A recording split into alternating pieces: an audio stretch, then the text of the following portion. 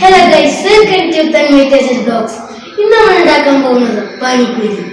എന്റെ പാനിപ്പൂരിന് കിറ്റ് വാങ്ങിയിരുന്നു. അമ്മ പുറത്തുനിന്ന് വാങ്ങാൻ സമ്മതിക്കില്ല കേട്ടോ.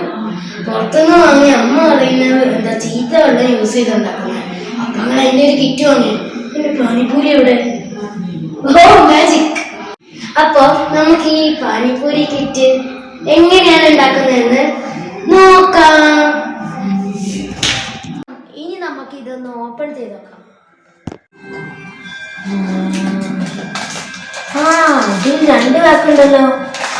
ഒരു പാക്ക് ചട്നി ഉണ്ടാക്കാനുള്ളതാണെന്നാണ് എനിക്ക് തോന്നുന്നത്. രണ്ടാമത്തെ പാക്ക് പാനിപ്പൂരി ഉണ്ടാക്കുന്നതായിരിക്കും. അപ്പൊ നമ്മൾ പാനിപ്പൂരിന്റെ പാക്കറ്റ് പൊട്ടിച്ചിട്ടുണ്ട്. ഇതിന്റെ ഷേപ്പ് ഉണ്ടോ? ലേസ് ഉണ്ടല്ലോ. അപ്പൊ ഈ എണ്ണ ചൂടാകുമ്പോ നമ്മൾ ഇത് 10 എണ്ണ ഇതിനകത്ത് ഇടുന്നത്. കാരണം എന്താ വെച്ചാൽ ഞങ്ങൾ ഫസ്റ്റ് ടൈം ആണല്ലോ ഇത് ഉണ്ടാക്കുന്നത്. അപ്പൊ നമുക്കൊരു 10 എണ്ണ ഇടാം. ഈ ചൂടായ പാനിന്റെ അകത്തോട്ട് ഈ പാനിപ്പൂരിന്റെ ഈ ചിപ്സ് പോലത്തെ സാധനം ഇടാൻ പോവാണ്. അടികൂടെ തീപ്പരയ്ക്ക് വന്നു, കൊറേ പോയി കഴിഞ്ഞു. ഇതിങ്ങനെ തിരിച്ചു കൊടുക്കണം വേഗം.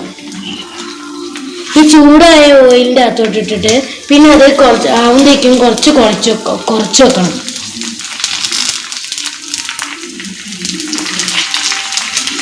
അപ്പൊ ഇത് മെല്ലെ ആയി വരുന്നുണ്ട്. കണ്ടോ, വീർത്ത് വന്നു. ചിലതൊക്കെ കരിയുന്നുണ്ട്. അത് പെട്ടെന്ന് തിരിച്ചിടാൻ പറ്റാത്ത അത്രയും വലുതായി. ഇത് വേഗം വലുതാവുന്നതുകൊണ്ട് അപ്പൊ തന്നെ നമ്മൾ നിർത്തി വെക്കണം. ഓക്കെ, മതിയാവും തോന്നുന്നു. ഈ കവറിൽ 3 പാക്കറ്റ്സ് ഉണ്ട് കേട്ടോ. ആദ്യത്തെ പാക്കറ്റിൽ കൊടുത്തത് മിന്റ് പാനി പൗഡർ. ഇതിലാകെ 250 ml മാത്രം ഒഴിച്ചാൽ മതി. അടുത്തത് സ്വീറ്റ് ടാമറിൻഡ് ഡേറ്റ്സ് ചട്നിയാണ്. ഇതിൽ വെള്ളം ആവശ്യമില്ല. അടുത്തത് seasoning for mashed potato onion sprouts. അതാ സൂപ്പറാട്ടോ. നിങ്ങൾ ഉറപ്പായിട്ടും ട്രൈ ചെയ്തോ. എനിക്ക് ഭയങ്കര ഇഷ്ടപ്പെട്ടു.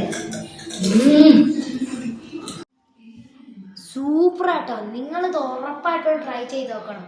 നല്ല ടേസ്റ്റ് ഉണ്ട്.